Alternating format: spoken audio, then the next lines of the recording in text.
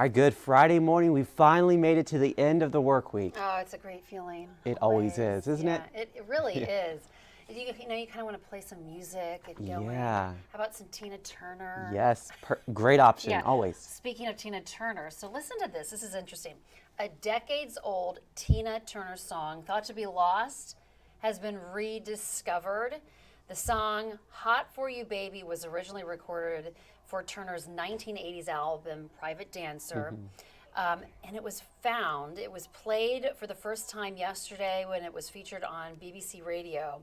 It's unclear how it became lost, but it will be included in a special Private Dancer anniversary album slated to be released in March. And of course, Tina Turner died in 2023 at the age of 83 in her home in Switzerland. But you kind of wonder, where was the song all this since the 80s? Yeah, and then it just suddenly surfaced. Yeah. Maybe it was like on an old cassette or something, and That's true. they found it, and they're like, what is this? Yeah, what is that? But yeah, I love Tina Turner, so I'll definitely have to go back and listen to that. I know. I love her music, and it's just, So what an icon, though. You never expect hearing new music from her No. in 2025. Yeah, exactly. Yeah. Anything's possible. That's right. It's pretty cool. All right, yeah, we'll be listening to that on this Friday. Yes. All right, thank you, Jennifer. Let's take a look at our local headlines on this Friday morning. Leslie Pryor has been selected to serve on the Albemarle County School Board. The former probation officer will take over the seat for Chuck Pace, who died last month. 7 candidates drew their hats in the ring for the role. The appointment lasts until the end of the year. There will be a formal election in November. Well, due to the rise in artificial intelligence, data centers are becoming more common here in Virginia. Now Albemarle County is looking to regulate their growth by updating its zoning laws. The proposed amendment would require larger data centers to apply for a special use permit. The county also wants to study other impacts of these projects, such as energy usage and water consumption. A ferry that's been operating in Scottsville for almost 150 years may no longer hit the water. Last week, the Board of Albemarle County's Historical Society, the Albemarle-Charlottesville Historical Society rather, voted to decommission the Hatton Ferry. The board says due to low water, the ferry could only operate around 8 weekends a year. It also cites safety issues with the cable system and vessel as part of the problem.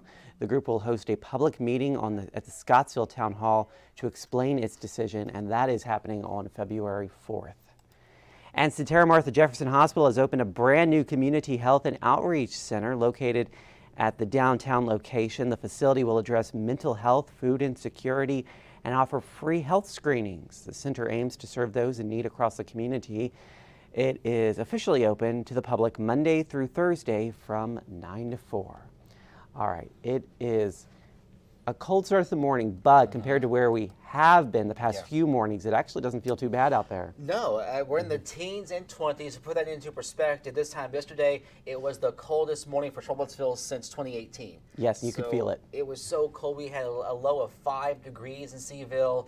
This morning, it's more like the teens and 20s, so yeah, it's cold, but not nearly as frigid. Outside live, we're looking at the weather stem camera at Scott Stadium on UVA grounds, a cotton candy sunrise, if you will. We're seeing some colorful skies there along the Blue Ridge and into the southwest mountain range towards Carter Mountain. And those clouds are in association with a bit of a milder push of air that will head our way for the weekend and next week. So the radar is dry.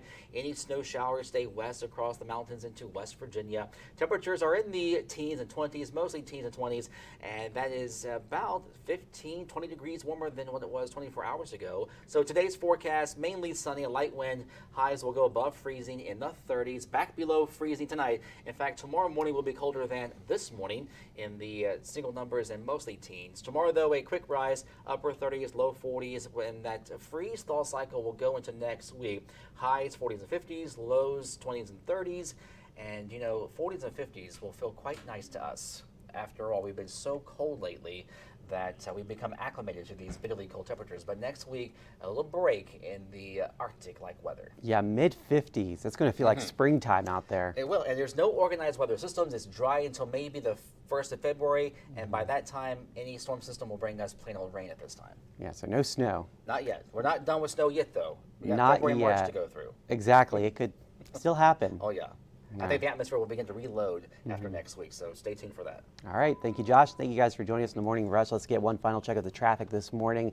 This is I-64 on Afton Mountain. Things are moving smoothly. I hope you guys have a great Friday morning out there, a great weekend, and we'll see you again on 29 News at noon. And of course, we're always live on the 29 News app and the First Alert Weather app.